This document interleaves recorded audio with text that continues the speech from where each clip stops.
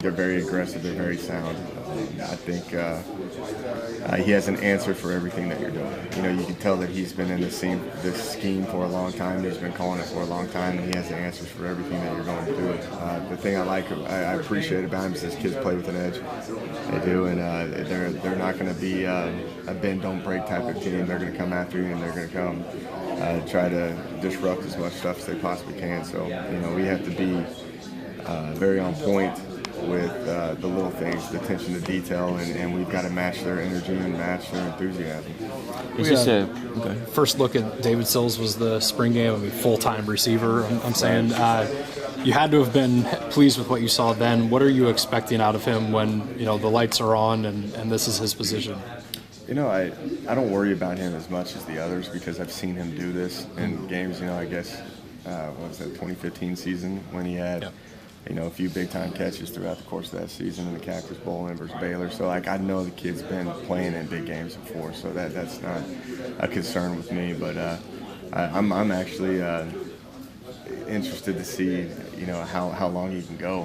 He's a guy that doesn't want to get pulled out of the game. So we have to actually monitor him in terms of when we need to get him out of the game or when he needs to continue on. But I'm fired up to watch that kid play. He's put a lot of work into it, a lot of effort into this. So hopefully you guys can see the product that he's been working on this entire offseason. Him and White, different skill sets as receivers, or similar type in how you use them, or? Yeah, I think they're different. They are. Karan is a outside dominant guy, where with Sills you can move him all over the place. So you're going to see different things you can do with each of those guys. What's the feel with Will and how ready he is to get back out there? He's got the itch for sure. He's ready. It's been a year and a half now. There's a lot of hype on this. And he's a really calm person. His demeanor is very calm. But I think it's, I think he's ready to get out there and start playing. He's got that itch right now, and I'm pretty excited for him to go out there and get it going again. But overall, man, he's ready to play. What's impressed you about him just through the preseason? Just his demeanor. He's never too high, never too low, and that's the thing I love about him because, there's a lot of ups and downs in this game, and he can handle everything. He's a very optimistic, very positive person, and that's the thing, and just how he handles the game, how he approaches it. It's refreshing as a coach. How about a little more on Kennedy McCoy and just his role, and that continues to develop? I guess I know Coach Orderson last week said he thought he was a top 4 receiver. You've got a running back too. Just talk a little bit about his role.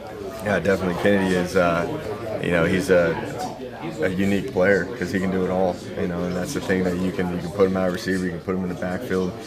Main thing is we got to monitor him and make sure that we're getting him his touches, but also we're not, working him straight into the ground and making sure that he's fresh when he has his abilities to get touches. But that kid, I'm glad he's here because he builds depth at the receiver position, and alone he's an explosive running back. What about Alex Sinkfield?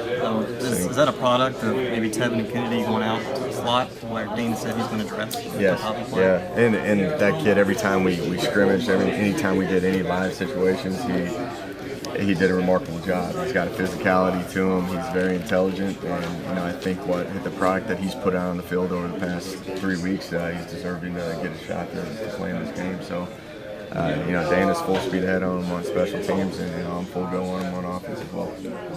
Crawford's got a lot of the attention at running back, but do you feel like you have got a pretty good stable there that there's some other guys you want to get touches to as well, based on what they did last year? Oh yeah, just going off of him with McCoy and Tevin Bush and with Sinkfield, and don't forget about Petaway. No one talks about Petaway, but Petaway is one of our top backs as well. So you got about 5 guys that are going to be moving in and out of different positions from receiver and in the backfield. So I feel comfortable that you've got enough bodies right there that the offense, you don't have to alter your play calling if Crawford or McCoy go out of the game.